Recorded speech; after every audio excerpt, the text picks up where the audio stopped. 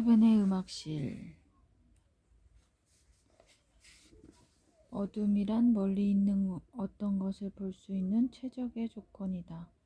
어느 사전에 나온 어둠이란 단어의 정의입니다. 맞는 말입니다. 밤하늘의 별도 그렇죠. 어마어마하게 멀리 떨어져 있어서 빛의 속도로 몇 년을 날아가도 닿지 않을 거리에 있는 저 별이 바로 내 앞에 있는 것처럼 보이는 것도 사실은 나의 주위가 어둡기 때문이지요. 그래서 환한 낮에도 별을 볼 수 있는 방법이 있답니다. 깊은 웅덩이나 물이 없는 우물 같은 곳에 들어가서 위를 보면 파란 하늘 사이로 반짝이는 별을 볼 수 있다고 해요. 내 주위가 어둡기 때문에 보이는 것이지요.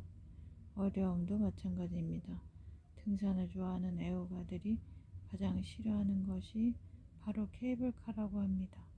힘들고 고통스러운 코스를 내 힘으로 넘어야 비로소 정상에 오르는 기쁨을 맛볼 수 있는데 케이블카는 이런 기쁨을 빼앗아가기 때문입니다. 고통의 또 다른 이름, 그것은 높은 곳을 보게 하려는 신의 선물이다. 그래서 어려움을 이긴 인간 승리의 아이콘 베토벤은 이런 고백을 했나 봅니다.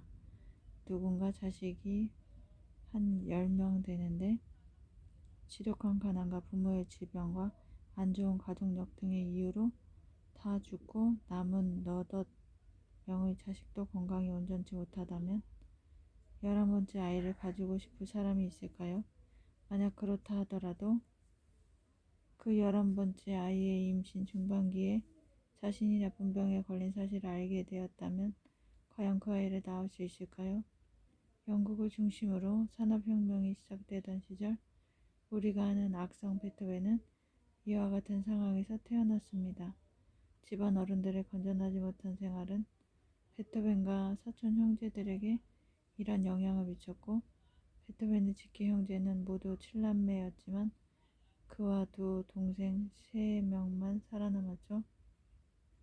베토벤의 귀가 안 들리게 된 것도 집안 어른들의 성병으로 인한 가족력 후유증 때문이라는 이야기도 있습니다.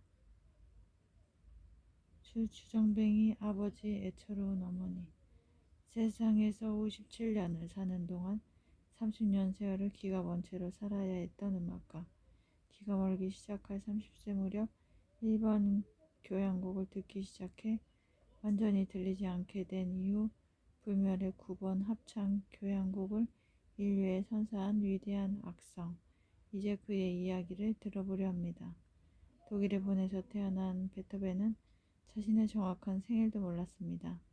술고래였던 아버지는 아들이 정확히 언제 태어났는지도 몰랐고 훗날 40이 넘은 베토벤은 친구와의 편지에서 나는 내가 몇 살인지도 모르고 살아왔어. 하늘만이 내가 몇 살인지 알고 있지. 라고 수레했답니다. 베토벤은 약 1000통의 자필 편지를 남겼는데 그 속에 할아버지에 대한 존경과 애정을 표현한 글이 많았어요. 어머니에 대한 애틋함도 많이 전했죠. 하지만 아버지에 대한 언급은 한 군데도 없었답니다. 도대체 어느 정도였는지 그의 아버지를 한번 탐구해 볼까요? 할아버지가 살아계실 때까지만 해도 베토벤 가문은 착실하고 성실하게 살아갔습니다. 하지만 마음씨 따뜻한 음악가였던 할아버지가 돌아가신 후 가문은 급속히 기울기 시작합니다. 베토벤이 4살 무렵이었습니다. 그때부터 아버지는 본격적으로 방탕한 생활을 시작합니다. 시도 때도 없는 술주정과 도박으로 가산을 탕진한 그의 아버지 또한 삼류 음악가로 테너 가수였답니다. 상황이 이렇게 되자 그의 아버지는 당시 전 유럽을 떠들썩하게 했던 음악 신동 모차르트를 떠올렸고 어린 베토벤을 그렇게 만들어야겠다는 생각을 하게 됩니다. 4살 베토벤은 그렇게 피아노를 시작했고 그 훈련 과정은 혹독했습니다. 조금이라도 아버지의 눈에 거슬리면 밥을 굶겼고 추운 겨울에 맨발로 지하실에 갇히기 일쑤였죠. 하지만 베토벤은 모차르트가 아니었습니다. 어릴 때부터 천재적인 재능을 발휘하진 못했어요. 하지만 그럴수록 아버지의 분노는 광기를 더해갔지요. 주주정뱅이 아버지에게 마지막 탈출구는 아들의 성공밖에 없었으니 누가 그 꿈을 통제할 수 있었을까요? 아마 마약 중독자가 약을 구하기 위해 손을 떨며 공중전화 박스에 동전통을 뜯는 절박함으로 아들에게 음악을 강요했을 겁니다. 훗날 베토벤은 손등을 벽돌로 찍어 일부러 다치게 하고 싶었지만 상냥하고 사랑스러운 어머니의 모습을 떠올리면 차마 그럴 수 없었다고 고백했답니다. 스파르타식 조기 교육의 성공 사례일까요? 3년 정도 혹독한 음악 교육을 받은 7살 베토벤은 연주를 시작했고 나쁘지 않은 평을 듣습니다. 8살 연주 때에는 아버지의 객기가 더욱 심해져 베토벤은 6살이라고 속이며 자기 아들을 모차르트와 같은 신동으로 허위 가장 광고하는 해프닝까지 벌이게 됩니다. 아버지의 술주정은 점점 심해졌고 생활이 더 어려워지면서 어린 베토벤은 매번 아버지의 급료를 받으러 관청에 가야 했어요. 아버지가 먼저 받아가면 그 달에는 꼼짝없이 굶어야 했으니까요. 인구가 많지 않던 마을의 관청에서도 이 어린 소년을 모두 알고 있었고 아이에게 아버지의 급료를 줬어요. 하지만 그것도 잠깐뿐. 아버지는 아예 일을 하지 않았고 이제 베토벤은 두 동생을 보살피기 위해 아저씨들이 가는 살롱이라는 선술집에서 피아노 연주를 해야 했답니다. 베토벤은 그의 아버지에 대해 그렇게까지 말하지 않았지만 후세의 음악학자들은 베토벤에게 아버지는 마치 악마와 같았다고 표현합니다. 이해가 가는 대목이죠. 요즘 같으면 아동학대에 해당할 정도였으니까요. 세월이 지나 베토벤은 주목받는 젊은 음악가로 성장했고 그의 재능을 아끼는 후원자들과 그의 음악을 사랑하는 마니아들도 생겨났어요. 그리고 사랑하는 동생들을 잘 보살피며 훌륭한 청년으로 살아가게 됩니다. 씁쓸한 표현이지만 아주 모범적인 소년 가장으로 성공했다고 해야 할까요? 그러던 베토벤이 27살이 되던 때 그의 귀가 이상 신호를 보내오기 시작합니다. 갑자기 들렸다 안 들렸다 하고 잡음도 가끔씩 들리는 중세. 난청이 오기 시작한 겁니다. 그리고 그것은 어렵게 성공한 음악가의 길을 가로막으며 그를 괴롭히기 시작하죠. 하지만 증세는 점점 심해져서 잘 들릴 때보다 안 들릴 때가 더 많아집니다. 31살의 베토벤은 의사로부터 청각을 완전히 잃을 수도 있다는 진단과 함께 한적한 곳으로의 요양을 권유받고 빈 근처의 도시 하일리겐슈타트로 떠나게 됩니다. 하지만 그곳에서도 아무 차도가 없자 베토벤은 극심한 정서불안 증세를 보이며 요서를 쓰게 되는데 이것이 저 유명한 하일리겐슈타트 유서입니다. 자살을 시도하지는 않았지만 죽음의 문턱 앞에 서야 했던 절박함을 담은 이 유서는 결국 편지로 붙여지지 않았고 그가 죽은 뒤에야 공개되었습니다. 붙이지 못한 편지. 끝내 붙이지 못한 편지는 그만큼 더 큰 애절함을 담고 있겠죠. 프랑스 낭만 음악을 근대로 안착시킨 음악가 에릭 사티. 그가 사랑했던 단 한 명의 여인이 있었죠. 르누아르의 모델로 시작해서 나중엔 스스로 화가로 프랑스 화단의 자취를 남긴 슈잔 발라동입니다. 사티의 인생에서 약 6개월 정도의 이 지독한 사랑은 그가 평생 할 수 있었던 유일한 사랑이었어요. 발라동이 떠난 뒤 평생을 독신으로 살다간 그의 다락방에서 수많은 편지들이 발견되었습니다. 떠나간 발라동을 향해 썼지만 차마 붙이지 못했던 편지들이죠. 베토벤의 하일리겐슈타트 유서와 사티에 붙이지 못한 편지는 성격이 다르지만 그 속에 담긴 애절함을 말할 때 자주 거론되곤 한답니다. 자, 그 시기에 베토벤의 마음을 위로하고 붙잡아준 여인이 있었는데 바로 줄리에타 귀차르디라는 베토벤이 피아노를 가르치던 제자였죠. 아름답고 섬세한 줄리에타는 난청의 고통 속에 있던 베토벤에게 어머니와 같은 휴식처였어요. 베토벤이 죽은 뒤 발견된 편지들 중 수신인이 적혀있지 않은 몇 통의 편지에서 나의 불멸의 연인이여 라는 구절이 등장하는데 그 주인공이 바로 줄리에타 귀차르디라고 학자들은 얘기합니다. 베토벤은 줄리에타에게 그의 유명한 피아노 소나타 제14번 월광을 헌정하기도 합니다. 너무도 아름다운 선율로 이루어진 이 곡은 피아노 음악의 신약성서로 우리는 베토벤의 소나타 곡들 중에서도 손꼽을 만큼 따뜻한 음악입니다. 당대 최고의 평론가가 감격한 나머지 이 곡에 달빛이라는 이름을 붙여주었을 정도니까요. 귀가 들리지 않게 되고 죽음까지 생각했던 시기에 베토벤에게 이런 음악을 만들게 한 줄리에타는 아마도 대단히 매력적인 여인이었던 모양입니다.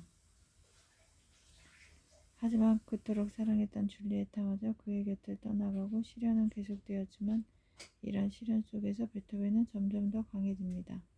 그리고 어려움에 반응하는 베토벤의 태도에도 변화가 생겨납니다.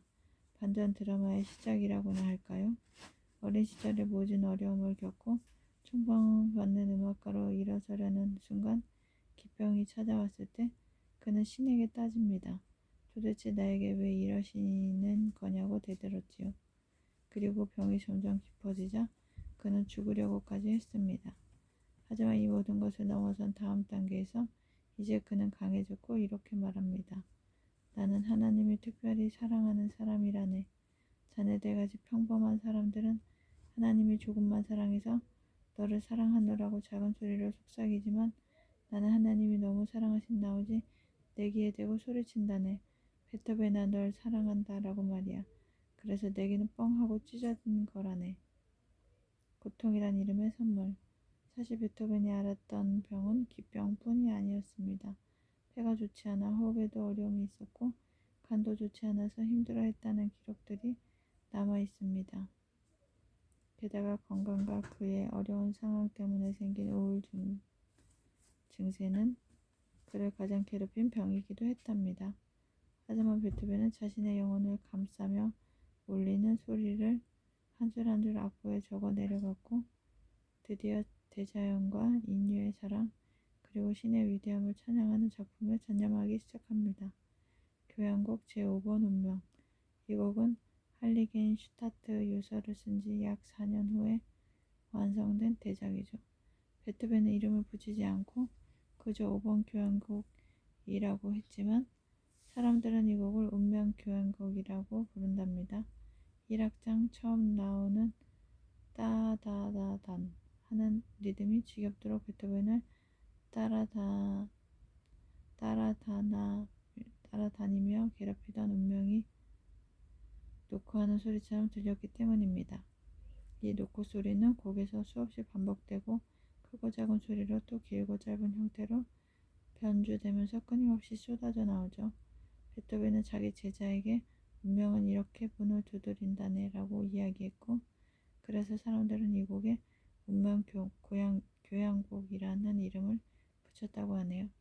말하자면 그의 인생이 이 곡에 들어있는 것이랍니다. 그런데 만약 이렇게 운명의 노크 소리만 계속 나온다면 이 곡을 그토록 위대하다 여기지 않을 거예요. 감동적인 건 바로 마지막 악장인 4악장입니다. 웅장하고 장대하기가 마치 영화 스타워즈 속 승리의 개선 장면을 연상케 하는 4악장은 마치 천년 안반수처럼 우리 마음을 시원하게 해줍니다. 베토벤의 이 교향곡이 우리 마음을 시원하게 하는 완결편이라는 평을 듣는 것은 전의 음악에서는 전혀 들을 수 없던 완전히 새로운 결말을 선보이기 때문입니다. 처음 1악장에서 나온 따다다단 하는 리듬이 새로운 희망과 승리의 리듬으로 변형되면서 4악장에서 힘차게 터져 나오는 거지요. 그런데 이런 음악적 완성도보다 더 감동적인 것은 그가 덧붙인 작곡 의도랍니다. 이 4악장의 결말에 대해 베토벤은 제자에게 이렇게 설명했다고 해요. 결코 운명에 굴복할 수 없네. 나는 이 지겨운 운명의 목덜미를 물고 늘어져 결코 놓아주지 않을 거란 말일세. 진짜 보석은 상처를 이겨낸다. 역사적으로 위대한 일들을 이뤄낸 사람들은 고통을 만날 때 오히려 이를 통해 열매를 맺곤 합니다. 그래서 역사는 고통과 시련에 맞선 사람들에 의해 새로 쓰여진다고 하는지도 모릅니다. 태풍이 불어오면 닭은 자신의 날개에 머리를 파묻고 숨지만 독수리는 오히려 날개로 활짝 펴 바람을 타고 안전한 곳으로 날아가는 것처럼 말입니다. 존 버녀는 차가운 감옥 바닥에서 선로 역정이란 명작을 썼습니다. 의사였던 파스테르는 반신불수 상태에서 인간의 면역체를 개발했죠. 추궁기를 발명한 에디슨 또한 청각장애자였고, 슬라건의 작가이자 영국 최고의 시인 밀턴은 시각장애자였죠. 중국의 사마천은 폐장을 변호하다 분경을 당하고도 사기를 지필했고, 말더듬이 한비자는 말 대신 글로 한비자를 써서 중국의 군주들에게 가르침을 주었습니다. 돈키호테의 저자 세르반테스는 전장에서 한쪽 팔을 잃은 군인이었어요. 나이 39에 소아마비가 된 루즈벨트는 4번이나 미국 대통령으로 당선되었고, 조수가로 태어난 영국의 처칠은 안 걸려본 질병이 없을 정도로 몸이 약했음에도 영국 수상으로 화가로 노벨 문학상 수상자로 세상에 큰 업적을 남겼답니다. 어떤 보석이 진짜인지 아닌지 알아보는 것을 보석 감정이라 하지요. 그 중에서 특히 다이아몬드의 진위를 알아보는 가장 기본적인 방법은 그것을 살짝 긁어보는 것이라고 합니다. 그래서 긁히면 가짜라고 하지요. 진짜 다이아몬드는 웬만한 힘에는 긁히지 않는답니다. 어찌 보면 긁힌다는 것은 다이아몬드에게 하나의 시험이라 할 수 있습니다. 그것을 이겨낸 것이 진짜 보석이고요. 하늘이 사람에게 내리는 보석 감정 시험, 그 어려움을 견디고 이겨내는 사람에게 하늘은 더 큰 소명을 맡겨준답니다. 베토벤은 바로 하늘이 인정한 보석이었습니다. 우주를 밝히는 교향곡, 교향곡이 금자탑이라 부르는 제9번 합창 교향곡은 당시 세계 음악계를 완전히 뒤집어 놓은 획기적인 사건이었습니다. 악기만 연주해야 하는 교향곡에 사람의 목소리를 넣다니, 그것도 소프라노, 알토, 테너, 베이스 각 성부의 독창들이 다 들어가고 거기다 합창단까지. 미친 거 아냐? 이전에 없던 전혀 새로운 시도에 많은 사람들이 걱정했지만 세계 초연이 끝나자 사람들은 열광과 환호를 보냈고, 이 음악으로 인해 세계가 하나가 되는 놀라운 일이 벌어졌답니다. 세상의 모든 사람들은 형제가 되니 백만의 사람이여 서로 껴안으라. 온 세계여 입 맞추라. 높은 별 위에 사랑의 아버지가 살아계시니 세상이여 창조의 하나님이 계심을 깨달으라. 게테와 함께 독일 고전주의 문학의 양대 거성으로 추앙되는 실러의 환희의 송시에 합창을 붙여 구성한 이 대작은 이전에도 이후에도 아무도 흉내내지 못할 걸작입니다. 놀라운 것은 이 작품이 30여 년에 걸친 긴 작업 끝에 탄생했다는 거예요.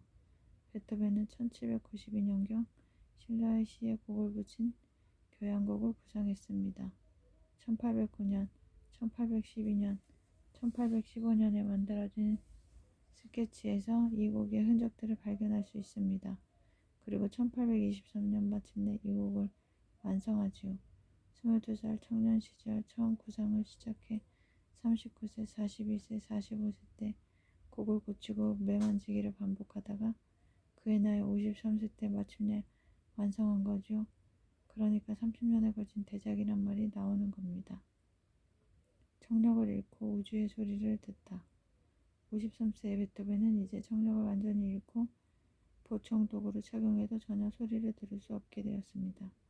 이전에 만든 스케치를 마음으로 노래하면서 지루하고 답답할 땐 숲속을 산책하며 바위에 앉아 시냇물에 발을 담그고 나뭇잎 사이로 반짝이는 하늘을 바라보면서 신의 음성을 구하던 귀머거리 음악가. 4년 뒤 세상을 떠나게 될 이 불쌍하고 위대한 음악가는 그렇게 아무것도 들을 수 없는 가운데도 광활한 우주의 소리를 더듬어 찾아내고 있었던 겁니다.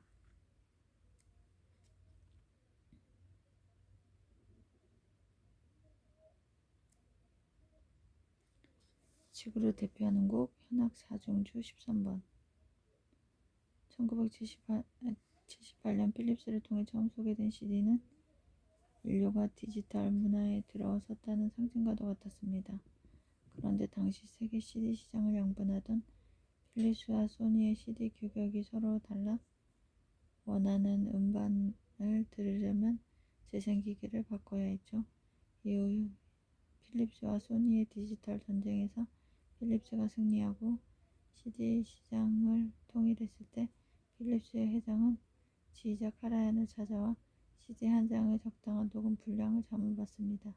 그때 거장 카라얀은 이렇게 말합니다. 생각하고 말고 할 것도 없어. 기준은 무조건 베토벤 교향곡이요. 그 곡의 평균 연주 시간이 74분이니 그것을 기준으로 하시오. 그래서 새로운 CD의 크기는 지름 12cm, 700MB, 80분으로 결정되었고 아직까지도 그렇게 사용하고 있답니다. CD 문화, 디지털 문화가 인류사에 미친 영향을 생각해보면 베토벤의 합창 교향곡이 얼마나 위대한지 다시금 느낄 수 있지요. 그리고 베토벤은 생애 최후의 작품인 5개의 현악 4중주 곡들을 발표합니다. 안타깝게도 이 작품들은 시대를 너무 앞질렀던 모양입니다. 당시 사람들은 이 곡들을 이해하지 못했고 이제 베토벤의 시대는 끝났다며 무시합니다. 하지만 지금의 진짜 클래식 음악 마니아들은 이 난해하고 어려운 현악 4중주야말로 인류의 문화유산이라며 열광한답니다. 이제 이 곡이 우주선을 탄 이야기를 해볼까요? 미국 항공우주국은 보이저 1호를 우주로 뛰어보냈답니다. 엄마 혹시 내 틴트 본 적 있어? 1977년 9월 플로리다를 떠난 보이저 호의 임무는 혹시 있을지도 모를 외계 생명체에 대한 연구라고 해요. 초속 17km로 36년을 날아간 보이저 1호는 현재는 태양에서 195km 떨어진 지점에 도달해 드디어 태양계를 벗어났답니다. 항성과 항성 사이의 우주 공간으로 인류가 쏘아올린 우주선이 이렇게 먼 곳에 도달했다는 것은 인류 문명사의 쾌거로 평가되고 있습니다. 저 태양 너머 누군가 살고 있는지 보러 간 우주선이 태양 너머에 도착한 것이니 참 대단하지요. 혹시 있다면 만날지도 모를 외계인을 위해 이 우주선 안에 지구를 소개하는 여러 가지 문명자료 샘플들을 실어 보냈는데 그중 하나가 바로 베토벤 최후의 걸작이라 할 수 있는 현악 4중조 제13번이랍니다. 금으로 코팅된 동판 레코드 속의 베토벤. 누군가 우주선을 발견하고 그 속에 들어와 그의 음악을 듣게 될 날을 기대하며 쏘아올린 이 작품의 제목은 더 이상 베토벤 현악 4중조 13번이 아니었습니다. 후세 인류가 우주를 향해 소개한 베토벤 음악의 새로운 이름은 바로 지구의 소리였답니다.